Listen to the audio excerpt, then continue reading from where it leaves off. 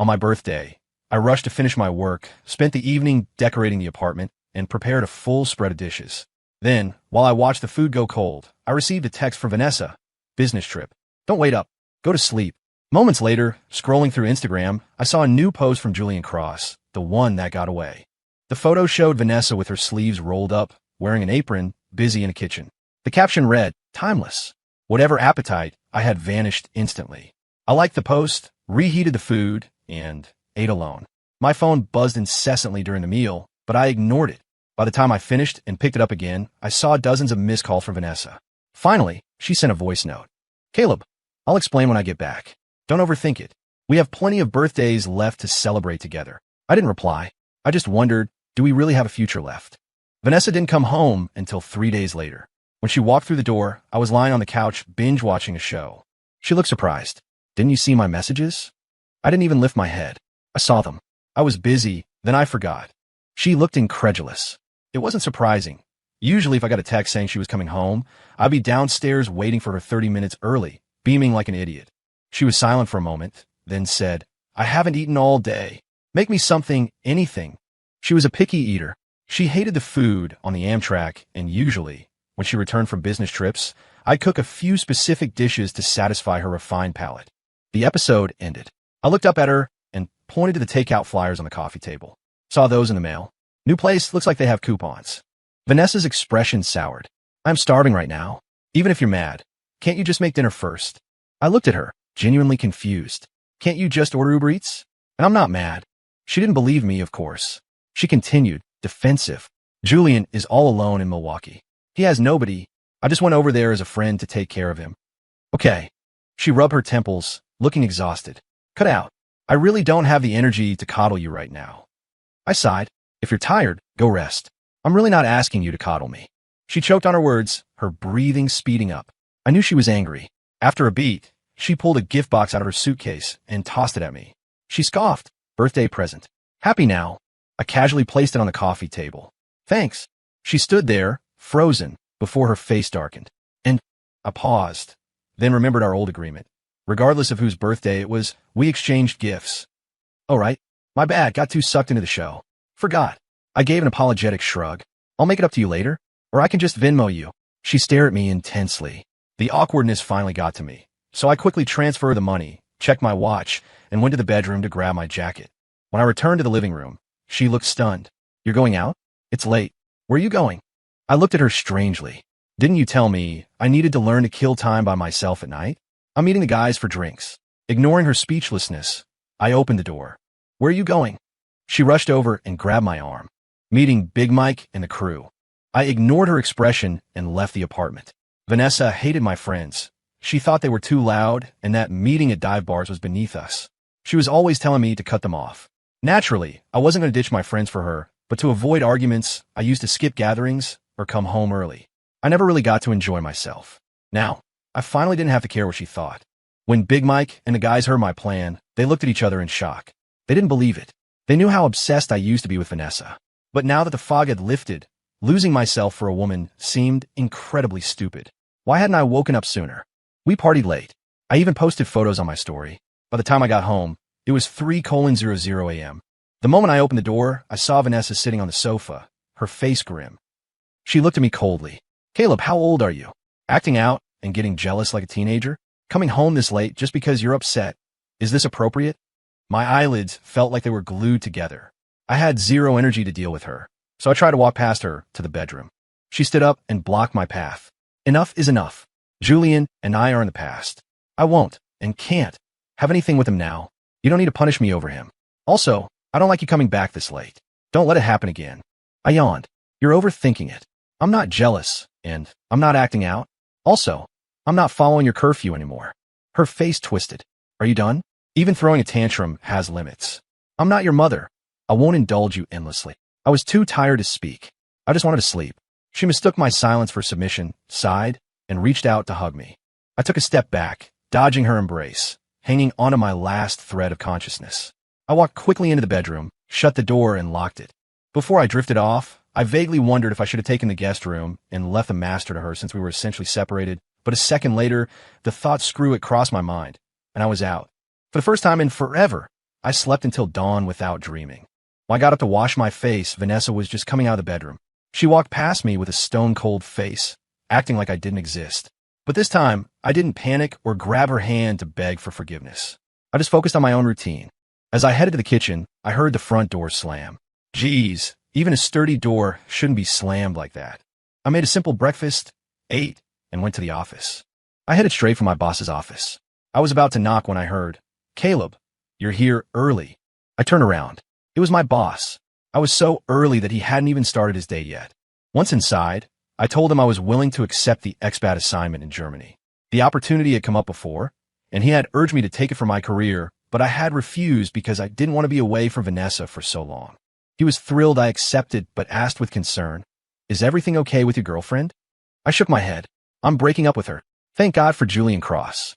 He woke me up just in time. Starting today, I had to prepare my handover and handle the visa paperwork. I was busy all day. By the time I left the office, it was late. I decided to grab dinner out before heading home. When I walked in, Vanessa was on the phone, holding a gift box in her right hand and her cell in her left. "MHM, it's rare for His Highness to visit the city, so of course I have to go all out. Don't worry, the prince will be satisfied. You guys order first, I'm heading out now." Oh right, today was Julian's birthday. Her face was full of an indulgent smile, an expression she never showed me. With me, she was always cool, her smiles faint at best. I had complained about it once, and she calmly told me she wasn't used to showing emotion. Now I realized she wasn't used to it. She just didn't want to show it to me. After hanging up, the smile lingered on her face until she saw me. Then it vanished instantly. She walked past me indifferently, carrying flowers, and closed the door behind her without a word. She was still punishing me with this silent treatment for my coldness yesterday. But she didn't realize that, just like this morning, I wasn't panicked by her neglect anymore. I ordered takeout, and after eating, I picked up a German textbook I hadn't touched in ages. I spoke German, but I was rusty and needed to brush up. Taking a break, I scrolled through Instagram and saw Julian's update. "Grateful to the universe for letting me meet you." Beneath it, the comments were flooded with blessings from Vanessa's girl squad. Her best friends all supported her and Julian. They hated me. They never said it outright, but they took every opportunity to make me feel small. I used to complain to Vanessa, but she'd just say, "Then you need to try harder to win their approval." I refreshed the feed. Vanessa had commented with a simple, smiley face emoji. Suddenly, I got a tag notification. It was Chloe, one of Vanessa's best friends. "Just telling you in advance so you don't fight with Van again. We're all here. It's a normal group hangout." I found it funny. I replied K, and tossed my phone aside, washed up, and went to bed. In the middle of the night, the sudden glare of the overhead light woke me. I squinted and saw Vanessa staring straight at me. She demanded, "You really trust me that much? I was out all night, and you didn't send a single message." My friends' phones were blowing up with their boyfriends and husbands telling them to come home. I was the only one waiting like an idiot. Woken from a deep sleep, I wasn't happy. "You're a grown woman hanging out with friends. Why wouldn't I trust you?" "I trust you. It's late, go to sleep." In the past, whenever she met Julian, I would make a scene. Even if I reluctantly agreed, I'd blow up her phone. Vanessa used to scream at me. "This is my circle's gathering. What does it have to do with you? I'm begging you, Caleb, give me some personal space."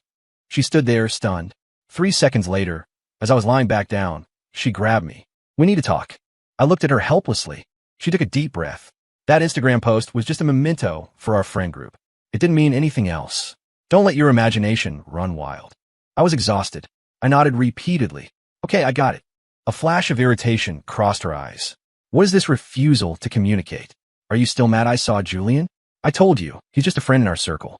We have a history, sure, but that's in the past. If you really care that much, I'll bring you along next time." I nodded again. "Understood, but I'm really sleepy. Can I sleep now?" Vanessa didn't speak.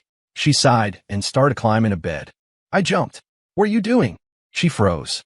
Then, looking at me coldly, she slammed the door and stormed out, kicking open the door to the guest room.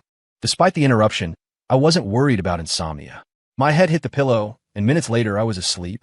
I had good relationships with my coworkers, so they insisted on a farewell dinner before I left the country. I accepted, obviously. Halfway through the meal, I went to the restroom and saw Vanessa with her colleagues. And there, clinging to her side, was Julian. Vanessa really took care of Julian, bringing him along even to her company dinners. I realized I didn't feel a shred of jealousy or anger.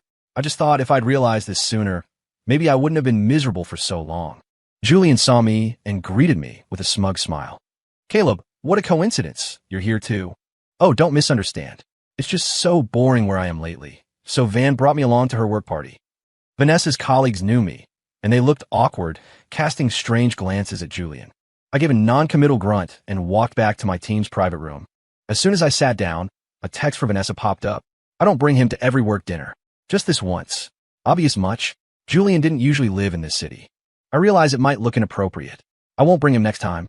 Appropriate or not, it wasn't my business anymore. She sent a few more similar texts. The last one asked what time I'd be done so we could go home together. I put my phone back in my pocket without replying. Everyone was chatting and eating, the atmosphere warm. Toward the end, a colleague raised a glass. When Caleb comes back from Germany, are we going to have to call him Director Reed? I laughed and raised my glass. Don't roast me. Who knows? I might be begging for a job from you guys when I get back. Laughter filled the room. When we broke up the party and I walked out, I saw Vanessa standing there, eyes red, staring at me dead on. Julian was tugging at her arm, shooting hateful daggers at me. Vanessa ignored Julian. She looked at me, her voice trembling. You're going abroad? I frowned. She must have heard me talking to my coworkers. But we talked about that half an hour ago. Had she been waiting out here the whole time? My colleagues sensed the awkwardness and asked if I needed help. I thanked them and said I could handle it. They left, telling me to call if I needed anything. Answer me, Caleb, Vanessa said, panic in her eyes. You're leaving the country? I nodded. She was going to find out eventually. Why didn't you tell me beforehand? If I hadn't accidentally heard, when were you planning to tell me? I meant to say something, but I've been busy with the handover, and you seemed really busy too. I didn't think it was necessary to bother you with something small. Vanessa looked hurt. How is this small? And I'm your girlfriend. Big or small, it's normal to tell me. Why would you think it's a bother? Huh? Isn't that what you used to say? Don't tell me every little chicken shit detail. Actually, I wouldn't normally throw old grievances in her face, seeing as I plan to break up anyway. But maybe the alcohol loosened my tongue, or maybe seeing her face just triggered the sarcasm. I used to tell Vanessa everything. Even if I saw a cloud shaped like a weird dog, I'd text her. But all I got was disdain. She told me to dial back the sharing needs, said she wasn't interested, and that getting constant notifications was just annoying. Vanessa opened her mouth, then finally squeezed out. When are you leaving? Not soon, right? I answered casually. Yeah, about 6 months. Elite. I didn't know why she cared, but I didn't want to tell her I was actually leaving in a month. Her expression relaxed. She lowered her voice. We're done here. Let's go home together. I was about to refuse when Julian grabbed his head and leaned heavily against her. Van, I feel so dizzy. I think I'm drunk. Vanessa looked flustered, trying to push him off while explaining to me. This is the first time we aren't usually this close. It's because he's drunk. Looking at Julian's terrible acting and Vanessa's panic, I didn't believe it for a second. But at this point, truth or lies didn't interest me. Sure. Understood. Julian pressed tighter against her, wrapping his arm around her waist. Vanessa pushed him a few times, but couldn't dislodge him. She looked at me helplessly. Caleb, look at him. It's not safe for him to go home alone like this. I'll drop him off first, okay? Hearing this, Julian hugged her tighter. I was glad I didn't have to share a ride with her. Okay. Vanessa wanted to say something else, but I had already turned to leave. Waiting for my Uber, I looked up at the night sky. My heart felt a little sour, but the night breeze quickly blew it away. It turned out giving up on Vanessa wasn't as hard as I imagined. When I got home, I received a text from her. Julian says his head is spinning and he feels sick. I'm worried about him. I'll probably have to stay at his place tonight to watch him. I was surprised. Vanessa was actually texting to explain herself, a historic first. In the past, if I even asked where they were going or when she'd be home, she'd get annoyed. Can you stop acting like my mother? I don't have an obligation to report everything to you. I replied with a 1, slang for acknowledged. She sent another 1. Don't get the wrong idea. I'm sleeping on the couch in the living room. I promise nothing will happen. I didn't reply. I went to bed. I'd had a few drinks, so I slept deeply. I woke up near noon. Given the awkward time, I decided to combine breakfast and lunch. I ordered extra spicy rice noodles, a fried egg, and a drumstick. The noodles were amazing. Just as I was slurping them down, Vanessa came back. She sniffed the air and frowned slightly. I knew she smelled the chili. She hated spicy food and wouldn't let me eat it either. Even if I bought it for myself, she'd throw a fit because she could smell it. Just as I braced for an outburst, she smiled. Takeout isn't healthy. In the future, if you want spicy food, I'll make it for you. Then she sat at the table and started venting.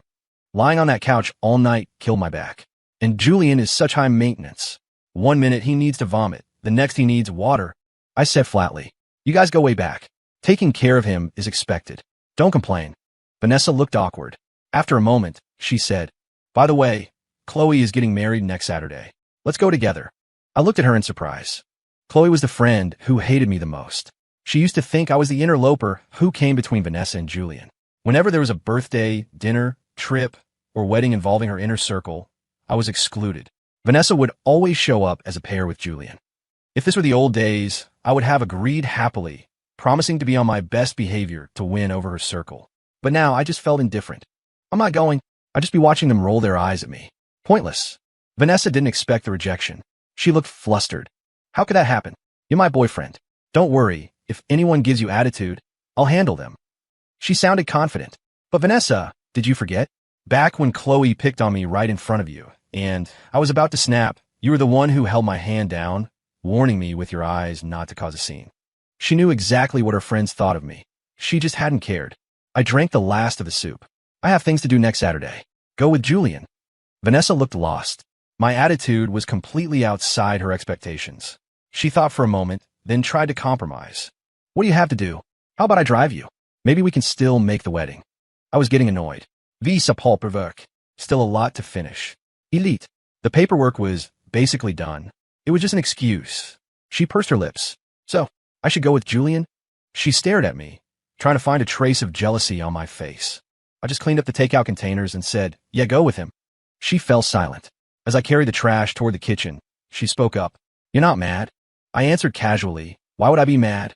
Didn't you say you and Julian are in the past? And he's just a friend in your circle now? You both have to attend the wedding anyway. Going together is normal. Caleb, let's talk properly." I cut her off. "You were up all night taking care of someone. While you have the day off, go catch up on sleep. I have some stuff to do. I won't bother you." Then I took my laptop into the study, closed the door, and started watching shows. We existed in that awkward limbo for a few days until Saturday arrived. I got up to make breakfast, but I saw food already set on the dining table. Vanessa smiled. "Eat up. After breakfast, I'll drive you to do your paperwork." I had completely forgotten my lie.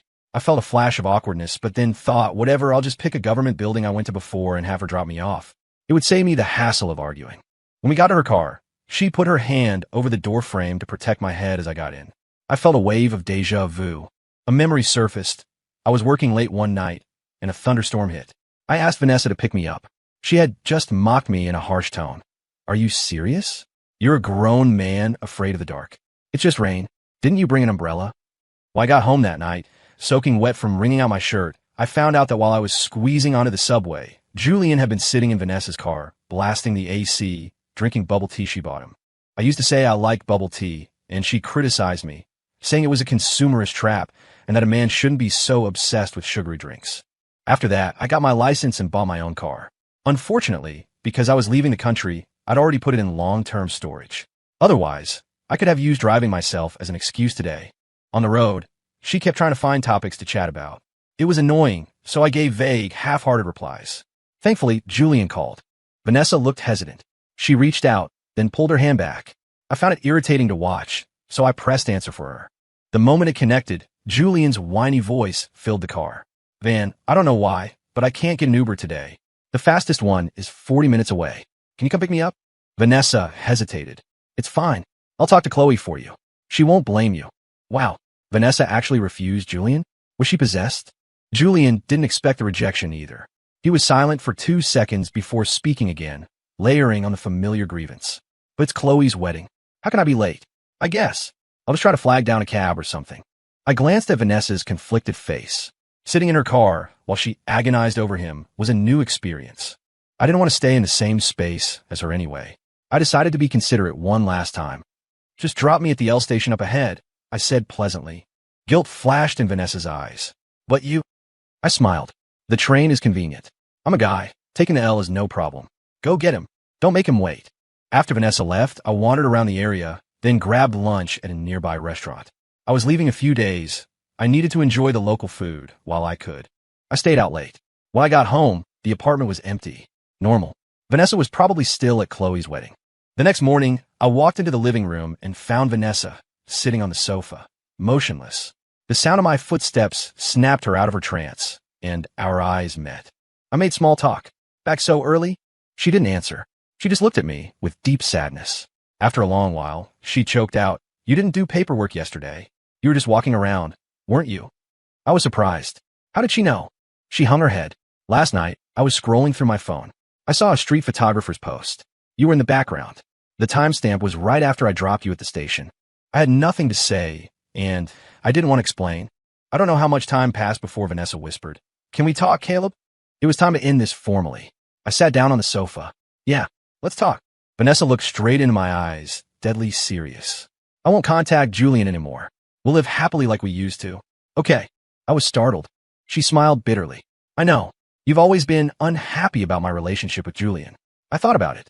I really didn't respect boundaries before. Making you sad was wrong, and I'm willing to change. I was terrible.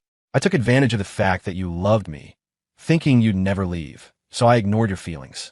I was an asshole, but I know I was wrong. Give me one more chance. We can be like before. Please." So, she knew exactly what she was doing. She was capable of cutting Julian off. She just hadn't wanted to. I smiled. "No need. I honestly don't care anymore." She got agitated. "You don't believe me? I'll prove it to you right now." She dialed Julian right in front of me and put on speaker. The moment it connected, Julian's smarmy voice came through. "Only been one night, and you miss me already, Van?" Usually, this would make Vanessa smile indulgently. Now, she frowned deeply. "Julian, I'm calling to tell you clearly. I have a boyfriend. We need to keep our distance. Don't contact me unless it's an emergency. Actually, don't contact me at all." "Fun. Are you joking?" Julian's voice trembled, loaded with heavy victimization. "What's wrong? We had such a good time last night, and now you call me first thing in the morning saying this. Suddenly, his tone shifted, feigning confidence. "Oh, I get it. It's that insecure, controlling boyfriend of yours, Caleb, making a scene again, right? I knew it. LOL. Vanessa cut him off.